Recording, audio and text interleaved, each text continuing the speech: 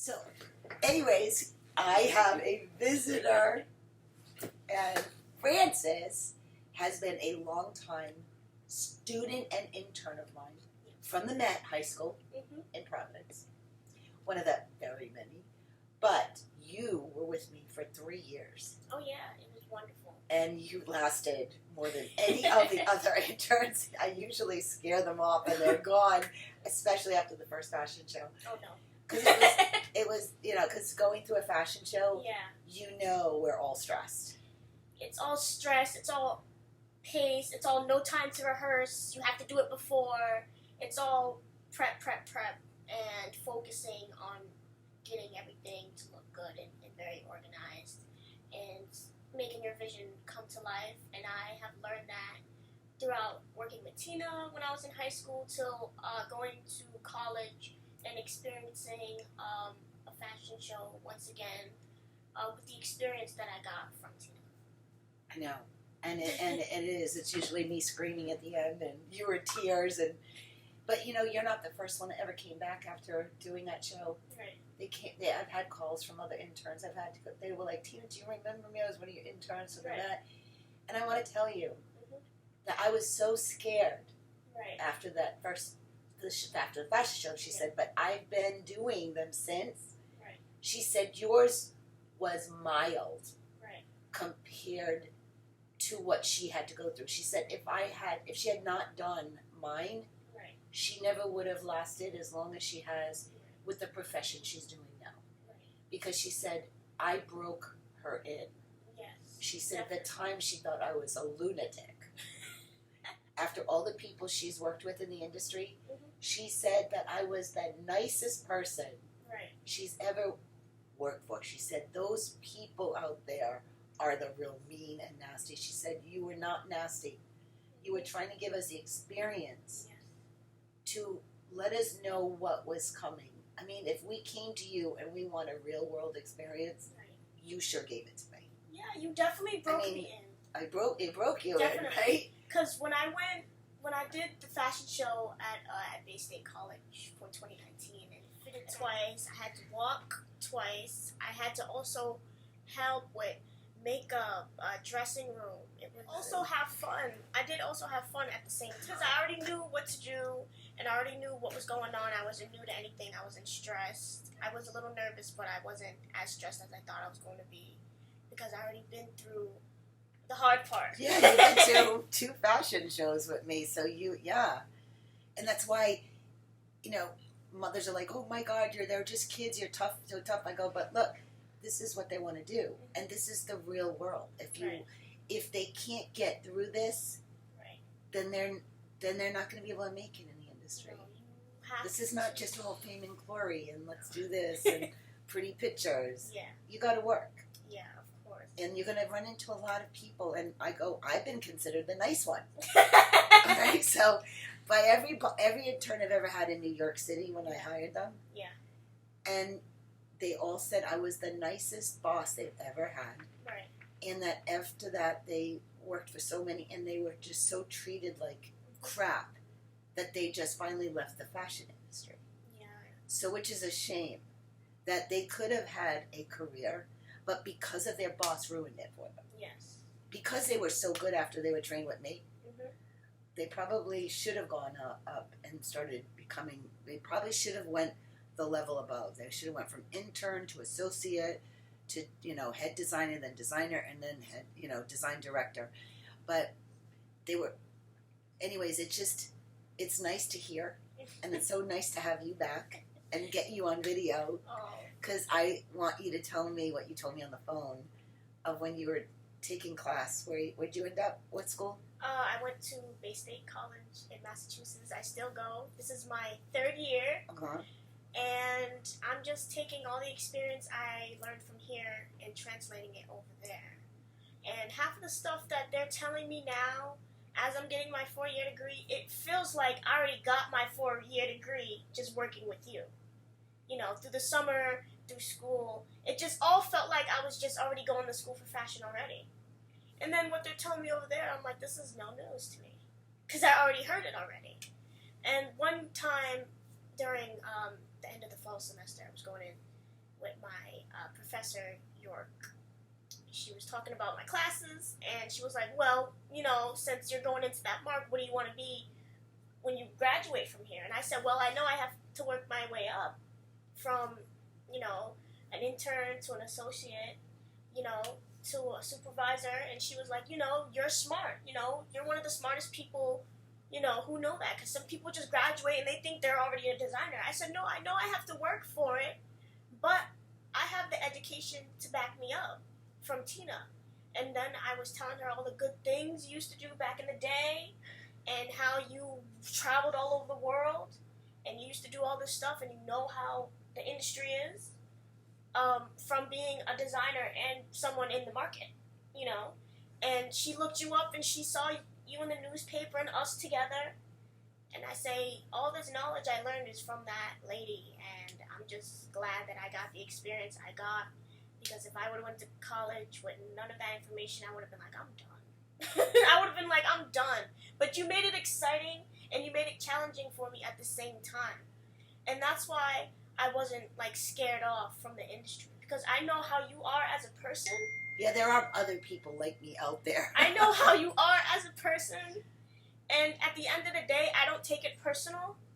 I'm just like, when you're stressed at the fashion show and you're yelling at everybody, I'm just like, Tina's just stressed. I'm going to just do my job. I'm just going to do my job. Just ignore her. She does just the moments. This is the fashion show industry. Yes. She's not like that in class. I just walk away. I'm just like, I'm going to just do my job. Get back to what you said when they were teaching you about the spec sheets and all that. They were teaching me about spec sheets and mood boards and how to do testing with the swatches, all this other stuff, and how to make patterns. I was just like, this is not even new. But isn't this the moment? That's why it's called empowerment. Yes. When I say that I teach in a way that empowers you, I like the fact that when you get this ha-ha moment, you're sitting there and the teacher starting a new lesson, and you're sitting there going, I already know that. Yeah. Oh my God, I learned that. I knew that. I know this. Doesn't it make you feel so good to know that you've already have the knowledge before the teacher teaches you? It just felt so empowering, and I was just like, yes. I was just like, I know this already. And you're going to go, I'm going to ace this. Yes. And it was just it just felt so good in my heart.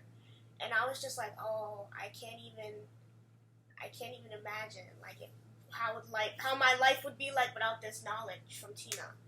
And it makes it easier, doesn't it? It makes everything easier. Doesn't it make it easier, life in college so much easier? Or even in school, kids start learning math in here before they even learn to do that. So that's why they all end up being like high honor students, because suddenly, even though it's design, it's not. It's connecting your left brain and your right brain. Right. You have to be a problem solver. You got to figure this out by yourself. Right. With your own mind. I'm just kind of giving you the tools to try to connect your brain waves together to work with both sides of your brain for you to get to your higher self. Right. And your higher self is your innate. It's your third eye. Right. It's the pineal gland. Right. And when it releases little electricity into your brain, that's when you're moving that muscle that you normally wouldn't move if you were just going to a school that's only using the left side. Right. That's only 10% of your brain. The 90% of your brain is your right side. Right. So when someone is creative, they're using, and fashion designing, you're using 100% of your brain. You're using the logic and the math, but you're using your creativity, which is problem solving, creativity, higher self. That's 90% of your brain. So you're using 100% of your brain.